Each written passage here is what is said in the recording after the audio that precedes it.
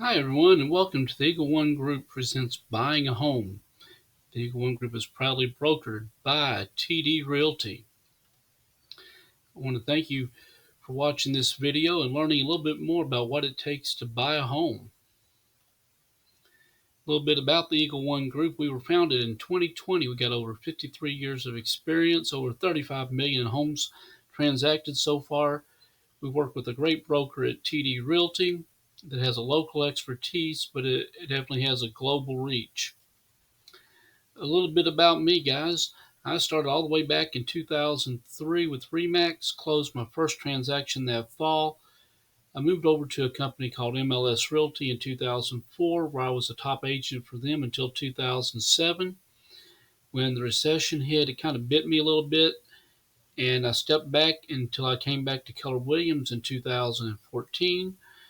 Moved over to EXP in 2020, where I co-founded the Eagle One Group. Became a certified mentor with them in April of 21, and then I moved over to TD Realty this year in May. So our agenda today will be to give you guys a chance to give me some questions, talk about the home purchase plan, different types of loans, look at what a first-time home buyer is, talk a little bit about foreclosure homes and house hacking, terms that you need to know, give you some actual costs to purchase and payment examples, and some steps to take immediately. So what are your goals? I know this is a recording, so if you would please, you can always text us to 817-550-3352 to send your questions over, and we will definitely respond to those. But understand that we work with you to perfect your goals and understand what it is you're trying to do in buying a home. We always want to know what questions we need to answer, so when you schedule your consultation with us, we want to know, what questions do you have? What do we need to answer? So the home purchase plan really consists of about 4 pieces: getting financially ready, understanding the importance of a real estate consultant, finding the right home, and then making an offer that will get accepted. So getting financially ready, this is the first step you need to take to get ready to buy your home. Make sure that you have your finances in order. That is so important. We want you to be in control of not only your payment, but your purchase price on your home. We want you to be ready to write an offer and know that you can get it accepted, and that once it's accepted and you're able to purchase your home, that once you get moved in, you are comfortable with your home. So part of that is getting financially ready. Are you ready right now? Not everybody is. These are some things to look at to see, are you ready? Generally speaking, we need a credit score above 580. Stable job history over the last couple of years. Your lender's going to ask for 2 years worth of employment. It doesn't mean you can't have a job change, but they're going to ask for that, and the more stable it is, the better. Have enough cash to close. Think about 8 to 12% of what the purchase price is. Keeping your payment at no more than about 35% of your gross income. Now that's before taxes, insurance, anything like that comes out. Get your total debt down to no more than 25% of your income. That makes it real easy to qualify, makes the lender real happy, shows you're being responsible with your money, and makes it easier for you when you move in. And make sure that you look at your credit report. You're keeping up with it. Credit Karma is a good place to go, although their scores are not going to be exactly what your lender's going to get, but they can definitely let you look at your credit file and see if you have any issues. Things like bankruptcies and stuff you should obviously know about, any foreclosures, but sometimes there could be a late pay. There could be a charge off somewhere that you forgot about. These are all things you need to know about and be prepared to talk to your lender about and getting qualified. The home purchase plan, again, we talk about using a real estate consultant. It's not necessarily means a realtor, although realtors are held to a higher standard of ethics in dealing with the public. But a real estate consultant, the way I define it, is always somebody who understands your goals and needs. and they're working with you. They're your fiduciary. They're there to make you uh, get what you need on the terms you need it. And they're there to help you out. They're not interested in just making a sale and getting a check. Especially if you're talking about a new home, please understand that the majority of the salespeople that are in the new home offices, these are people who are working for the builder. They are not working for you. And in many cases, they are not licensed due to conflict of interest. So they're not even running around with a real estate license. Many of them are former realtors. And there are a lot of really good salespeople in these offices, but understand their interest in their fiduciary has to be to the builder. So what's the right home look like? Well, one, it needs to be within your budget. It needs to be something you can comfortably afford. We don't want you getting into something where a few months down the road, another year down the road, and all of a sudden you're going, man, I got to sell the house. I just can't afford it anymore. It needs to be in an area that you're comfortable living in. You need to know the schools, especially for families with children. Know your schools. Make sure the schools, regardless of what you might find on grade schools or other rating systems, that the teachers, the administration staff, they fit your child. Know what you must have in your home. What is a deal breaker? What is something that if this house doesn't have it, or possibly if they do have it, one of them that's a real easy example would be a swimming pool. There are people that say, I've got to have a home with a pool. There are other people that say, I don't want a pool. Again, think about those things. Then think about some things you would like to have in your home. They're not really deal breakers, but they're really things that are convenient and good for you. And then think about some dream items, kind of the cherry on the cake things that, hey, if you could find it with this, man, that would just be over the top. Please understand there is no perfect home. And be prepared for negotiations. In this market right now, we have negotiations happening all the time. A winning offer, generally, even in today's market, is within 3% of the list price. Sometimes we can get a little bit more, but generally it's within 3%. You need to be able to have an earnest money, which is a good faith deposit. It goes to the title company. They hold it in escrow. It's part of your down payment, but it demonstrates to the seller your strength and ability to close the deal of generally 1% or more of the offer. The option period, which is your time to get the home inspected, to make any really final decisions on moving forward on the home, very important time. Generally, that fee is about $200, give or take. It's completely negotiable, and the length of time is negotiable. Your option period, again, we want to limit the number of days to terminate for any reason to a small amount as we can. That strengthens your offer without really costing you any money. A lot of times you can get the first year's premium on a home warranty as a credit from the seller. Again, we'll talk about that when we get to negotiations, but something to think about. Who's going to pay for the title policy? This is what protects the chain of title so that nobody else can claim the property.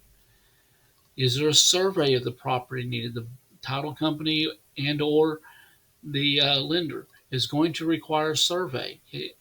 And it's possible the seller has one, but at the same time, you may need to buy one, of the seller may need to buy a new one. Is it conceivable that you can get the seller to contribute to your closing cost? In today's market, that's yes. We'll look at every property, every offer that you're wanting to write, and discuss that at that point on whether it makes sense for that situation. Closing and taking possession of the property according to what the seller needs. Does the seller need some time after closing to get moved out? Sometimes they do. So be prepared for that. Be prepared that there is no perfect house out there condition-wise. We work with a lot of great home inspectors that their job is to go in and look at the mechanics of the property and tell you things that are not up to code, things that are not functioning correctly, you know, and give you that report. But please understand, sellers generally are only interested in dealing with major pieces of it: the roof, electrical, plumbing, heating and air conditioning, and foundation. Beyond that, it can be a little bit more challenging, but every deal is different. We'll talk about that during the negotiations. And then being approved ahead of time, meaning getting all your documents to the lender that they require, check stubs, tax statements, verification of employment, everything they need so that they can go through your file and look at you as a person and say you are fully approved, ready to go. All you need is the property. All these things really help make it a winning offer. Generally speaking, there are four types of loans out there: conventional, FHA insured, VA, and USDA. Conventional loans, according to NerdWallet, conventional loan is a loan that is not backed by a government agency. These are loans that are backed by the lenders. There are often some more stringent requirements to get these approved. You can get a little bit lower down payment on a conventional loan many times versus a Federal Housing Administration backed loan. They do have to conform to Fannie Mae and Freddie Mac standards. General terms: 620 or higher credit score, 3% down payment or more. It does have mortgage insurance on it that protects the loan on behalf of the lender until you get to a 22% equity position. It is a little tougher to qualify for because the banks are the ones backing the loan, not the government. But it is considered the strongest of loans to present to a seller, so sellers prefer these. Condition-wise on a property, they're also much more forgiving condition-wise. So if you see a home that's going to need some work and you say, I really want a fixer-upper, you're going to want a conventional loan. You're probably not going to want FHA unless you're prepared to do one of their rehabilitation loans, which would be the 203K. And VA also has a rehab loan as well, so we can get those. So just know that those options are there. The FHA loan is insured by the Federal Housing Administration, which makes the loan less risky for the lender because now the government's guaranteeing a portion of the loan. It does have a down payment starting at 3.5%. It does have a credit score ability of going down to 500, but that will not be at 3.5%. That will probably be at 10% down payment. It's generally easier to qualify for because the government's backing it. You can have bumps in your credit file that can be overcome. It also has mortgage insurance, but unlike the conventional, which is a 22% equity position, it is there for the life of the loan in most situations. So when we get people into FHA loans, we highly recommend getting to your 22% equity position and then refinancing it into a conventional loan. It also requires the appraiser to do a secondary safety and security inspection. This is different from a home inspection.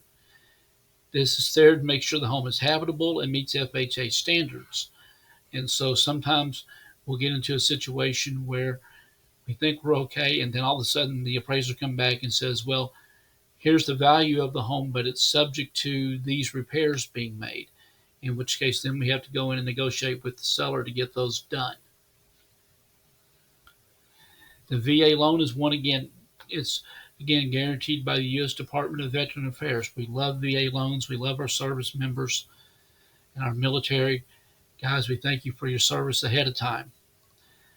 There's great things about it. There's usually no down payment on it. There are closing costs, but no down payment. No credit score requirement. It has very competitive interest rates. Again, there is going to be a safety and security inspection done by the appraiser that is different from the home inspection. It is the one loan that requires what we call a wood-destroying insect report, or you may have heard of it as a termite report. You can reduce or eliminate some lender fees with it. Doesn't carry mortgage insurance in the monthly payment, but there is a funding fee, and it varies on whether or not it's your first time to use your benefit or are you a repeat user of it. But the good news is the funding fee can be rolled into the loan. So again, it does make the purchase price go up a little bit, but at the same time, it doesn't increase really the monthly payment as much as what the PMI does or the MIP does for FHA and conventional loans. U.S. Department of Agriculture or USDA loans are available in certain areas. These are more rural territories that they're available in. Again, it's a great loan product for those areas. You can do a zero down payment with it again. They do have some income limits on it. Your total payment that you're trying to purchase, they limit you to 29% of your income. And we have multiple ways to qualify for it. So if you're in a more rural area outside of the Metroplex, then it's there. And I will tell you, there's areas like out in Alvarado, Johnson County, for example, that are USDA territories. So definitely check with us on that if you're out looking to purchase in those areas. So what is a first-time home buyer? In general, a first-time home buyer is somebody who's either one, never owned a home, or believe it or not, it's a person who has not owned a home in 3 years. They may qualify for down payment assistance programs from sources such as the Texas State Affordable Housing Corporation, or you may hear it referred to as TSHAC. There are some local city and county programs, certain gift fund programs, new home builder credits. There's several different programs out there. So again, just get with us in your consultation if you qualify as a first-time home buyer, and we can talk you through more of what those are. Now, I do want to talk a little bit about foreclosure homes because all the years I've been doing this, I generally get asked very quickly, hey, I'd like to find a foreclosure home. In Texas right now, due to the lack of inventory and due to the fact that properties have increased in value so much over the last 3 to 4 years, we actually have very, very, very few foreclosure homes. And on top of that, we also have a lot of investment money that's been sitting here in the Metroplex really for the last 10 to 15 years, and they're still buying homes. So guess what? When somebody gets in trouble, they get behind on their payments. There's a public filing of default at the courthouse for the county they're in, and these investors have invested time in knowing where these lists are at, getting on them as soon as they post, and they are walking up to people and just quite honestly putting $100 bills on the table and saying, this is what we're willing to pay for your house. Is this enough to let us buy it and keep that foreclosure off your credit file? And in many cases, the answer becomes yes, because no one wants that foreclosure on their file for the next 7 years that's going to prevent them from buying fairly quickly and damage their credit score. It's better to sell to the investor. So please understand we don't have a lot of those, but those houses that you're talking about are what we call pre-foreclosure homes. They have not made it to the courthouse steps. They have not been sold. So we do know what those are. The foreclosure sale takes place on what I call Super Tuesday of every month. It's the first Tuesday of every month. And it allows you to go down to the courthouse, and on a cash purchase, no financing, you're able to bid on any home that makes it through the process to be able to be foreclosed on. Again, if you're going to do that, please get with us. We want to run the house through a title company. We want to make sure we know what liens are against the property, because just because it gets foreclosed on does not mean that every lien gets wiped out. There may be liens attached to that property that are going to carry forward. So you need to know as much as you can. And many times these houses are completely sight unseen, other than you can drive down the street and kind of look at it from the front of it, but it's illegal to trespass on the property. So you can't bother the people in the house. You're not going to be able to get it inspected. You're not going to get any of that. Now, the ones that make it through in the bank buys that are what we call REO, or real estate owned properties, Now, we do get a few of those from time to time that come back from the banks, and those we're able to set appointments at, go get them looked at, get them inspected. We're able to do all that stuff. So if you need more information on that process, again, get with us in the consultation. Some terms I want to make sure you know. Down payment, again, it's the amount of your loan that your lender is requiring you to pay up front on your loan. Many times it's 3.5%, but it could be 5%, it could be more. The owner's title policy. This is an insurance policy issued by the title company that, against certain conditions, guarantees the chain of title in your property, that there's nobody else that has a right to come in and try to take ownership of the property. Option period. This is a negotiated amount of time between you as the buyer and with the seller that you have the right to terminate the contract on the purchase of the property for absolutely any reason or no reason whatsoever, and you get your earnest money deposit refunded back to you.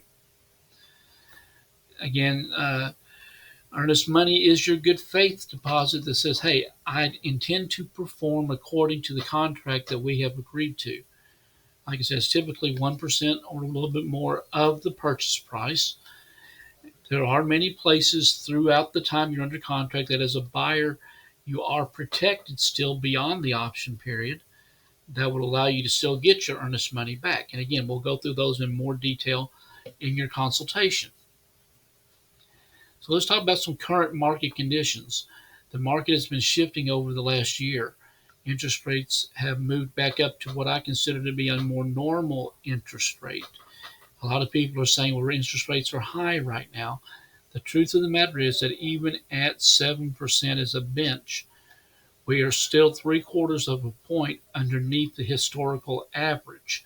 The historical average is about 7.75 to 7.8% for the last 30 to 50 years. Right now, we're still underneath that. So we're just kind of getting back more into a normal situation. I know it's higher than what it was a year and a half ago, and I know that we spent an extended period of time at 3, 4%, 5%. And are we going to get back to that? No one knows for sure if that's going to happen. There are competing thoughts out there. Just know that we're watching the market very carefully to understand what it is that is going on so we can help advise you in that matter. So in March of 22, this is a little bit older chart, but it kind of gives us an idea of what we do in our consultation. We take it out and we look at what the market looks like. We look at the number of new listings out there. We look at how many are under contract, how many homes have sold in the last month. How many days is it taking for homes in general to go under contract. We're going to walk you through all these details. We want you to know what's going on so you can make a great decision. Because we look back in March, and then in this case, this was in August of 22. We started comparing these numbers. Where was the shift? What was going on? So how do you write a winning offer? We're going to diagnose all of these numbers to help you understand what that is. So again, what's the winning plan? Well, let's get you pre-approved. Make sure you've got the cash you need. We're going to communicate with you all the way through this. We're available to you. We're going to use all the years of doing this to look at the market analysis and put it together for you. We're going to talk to you about down payment assistance programs if you qualify, and how to be a cash buyer even if you don't have a house. I know you guys have probably heard some people saying, yeah, there's a way to be a cash buyer if you have a house to sell. We actually work with a great company that has come out with a brand new program that will allow you to be a cash buyer even if you don't have a house to sell. And the importance of that is a lot of times you can get better terms from a seller by being a cash buyer. So there's so many steps from the moment we get you pre-qualified to the time you get your keys that we are going to be in constant contact with you, but not just you, but we've got to be in contact with the lender, the title company, the other agent, surveyors, appraisers, repair people, whatever. We have got to be in touch with all of that. And our job with you is to be the one to quarterback this through for you so that you can go to work and know that this is being taken care of. It takes experience to analyze the market correctly. We've got over 10,000 hours spent reviewing properties in North Texas, not just in one area or two areas, but throughout the entire Metroplex. And so we have an idea of what's going on in each of these neighborhoods so we can give you a knowledgeable estimate of value when it comes to looking at a home when you're preparing an offer. Again, I just said we've got the cash buyer situation. It's a company called Homeward. They do this for you, and we will be glad if you're in a situation where this will apply to introduce you to them. They can close the house in as soon as 14 days. And again, it's another way to get better terms, possibly get a lower sales price because the seller knows that it's a cash purchase. So let's look at a couple of payment examples. Now, these are all based on a $400,000 loan, conventional loan, 3% down payment, 30 years, 6% interest rate, 2.7% tax rate, a 1% insurance rate with 0.5% of mortgage insurance. So on a $400,000 loan, I'm saying we do this at 6%. You can see the numbers there, and it comes out to $37.21.26. But if we get into a market where, like today, we are seeing 7.5%, that has changed that total payment to over $4,100. It's a change in a monthly payment of almost $400 a month, $386.69. And that doesn't change. That's going to be there the rest of the loan. So when we talk about should we buy now, should we wait, to me the answer is always now because you lock it in at a point. And if, like right now, we're seeing 7%, 7.5%, and rates drop back down to 6, and you already qualified at 4,100, well, now you're going to drop your payment back down to 3,700 and change. And guess what? You can either pocket the extra money, put it in your children's education fund, maybe go on vacation if you want to, or you might even use that to go toward the principal of your loan and turn that 30-year note into a 25-year note, a 22-year note, a 20-year note, without even having to refinance it, and continue to build that equity so that if something comes up in another 5 to 10 years and you say, you know what, we need to move. You've got this larger piece of equity built in your house, which equity is just the difference between the principal amount owed on the property and what you're going to sell it for. That gives you the ability to maybe buy a newer house, maybe buy a bigger house, maybe buy some land, maybe do all kinds of things. But we want to get you there as quickly as we can. So what are some steps to take now? If you get with us and we decide to work together, we're going to send you a representation agreement. This is what allows us to actually represent you. We really don't need to be showing you houses without it because we need to be fully empowered to work for you and be your fiduciary. Honestly, if you're out seeing houses with anybody and you haven't signed a representation agreement, you're really not being represented by them. That person is actually really working as a sub-agent to the listing broker. And really, they have every obligation to tell them everything about you. So we want to get that representation agreement signed so that we don't have that issue.